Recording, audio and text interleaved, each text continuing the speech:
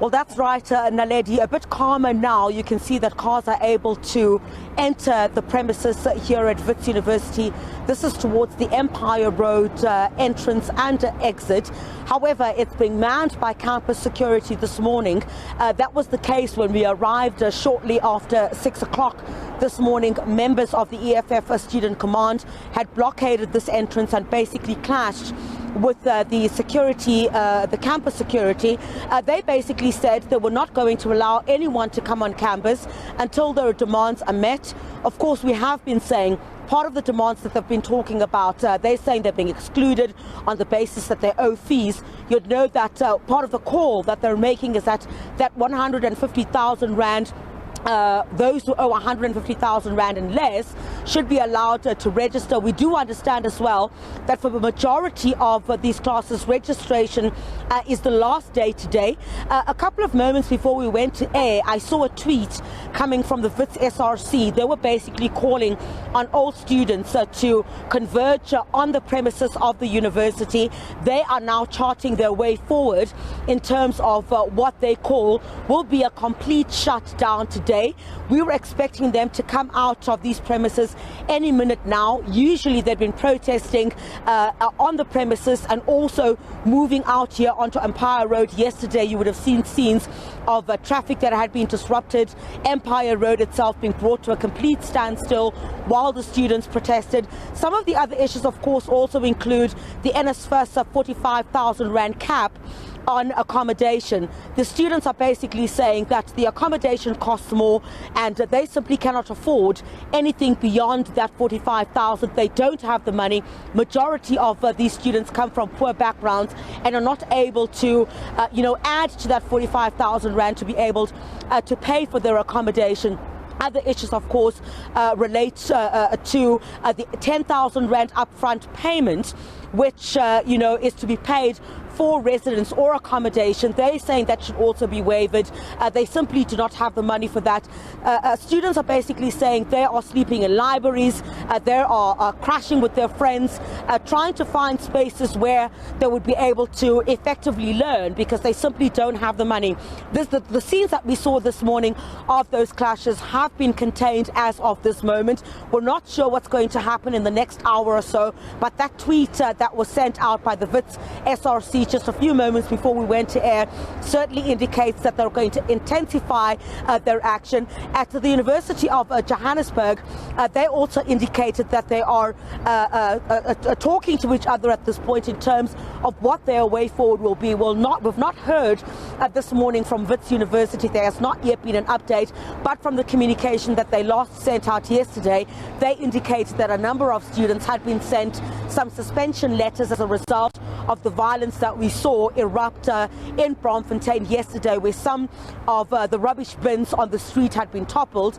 They say they're not going to condone any of the violence that has taken place. I'm just going to get out of shot this moment just to show you what is happening. A far cry from the scenes, Naledi, that we saw. The boom gate opening there, one car coming out, other cars going in. What Wits University says is they're going to try and ensure that all the classes continue without interruption. That has been their stance, but what we saw certainly take place yesterday, which they also indicated in their communication, was that there were classes that had been disrupted, and they're going to try and ensure that everyone is kept safe on the campus. However, at this particular point, it certainly seems that the students are adamant they will continue with their protest action. We're expecting in the next couple of moments for them to make their way from inside where they're now charting their way forward.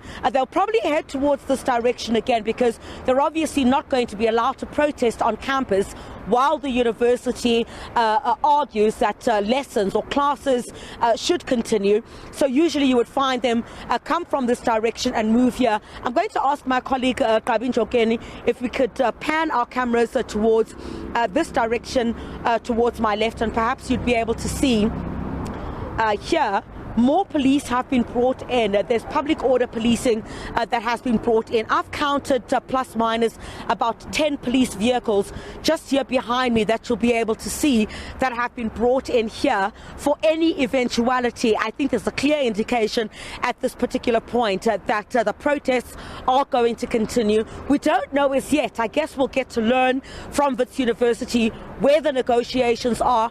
They have said they've tried to intervene in some of the challenges that have been raised by these students, indicating that 350 emergency beds, as I indicated earlier, have been made available for some students who are complaining about lack of accommodation. They are saying, however, the students, that is simply not enough. They want more intervention. You also spoke about the University of Johannesburg. We're also yet to hear from them this morning what their way forward is. They've been complaining about water disruptions on campus, which they say has been taking place for the past 3 weeks. They say that the university needs to do more to bring in tankers to ensure that students are able to bath before they're able to go to their classes. And they're also complaining about the NSFAS allowances. What they say is that the NSFAS allowances have not been paid to some of these students since January. They say that students had moved into residences in January. They've not received their allowances. They've not been able to buy food. They're going to classes hungry. Those are at the center of what is taking place at this particular time. Wits University has also argued, basically saying they've also tried to put in measures in place to assist struggling students. They've tried to raise funds to make sure that those funds will also be able to cushion some of these students. But then again, of course, the students say this is not enough. They need more interventions from these universities to ensure that they are able to, go to school and learn in an effective manner. So we're expecting, I guess, I see that meeting by the Wits SRC in which they called all students to gather at a location on the premises of Wits University. They said at about 10:15, so that's in the next couple of moments. So we're expecting that straight after that gathering where they chart their way forward, we will then get a sense of how they plan to move forward.